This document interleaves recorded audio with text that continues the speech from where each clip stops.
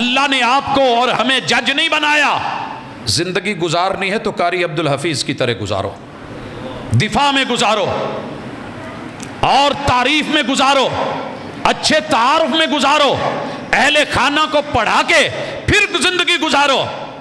مجھے یاد ہے کہ گھر کے اندر بہنیں بیٹیاں سلائیاں کر رہی ہیں، کام کر رہی ہیں، اور ساتھ میں گھروں میں کیسٹ کے دور میں قاری عبد الحفیظ صاحب گونج رہے ہیں. امی عائشہ کی صفائیاں، دلائل کی جھڑیاں، آنسو، استدلال، غیرت کو جگانا، حیا دلانا.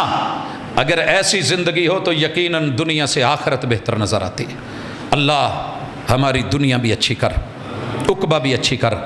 اللہ یہ آج کی تاریخ میں جانے والی ہماری ماں، ہم سے جدا ہونے والی امی عائشہ پہ اللہ کروڑوں یقیناً اس مرد مجاہد کے لیے کہ جس نے دن رات ایک کر کے اللہ اور اس کے رسول کی، پیغمبر کے صحاب کی دفاعی پوزیشن پہ خود کو لا کر کے ایک ایک پل دفاع میں گزارا.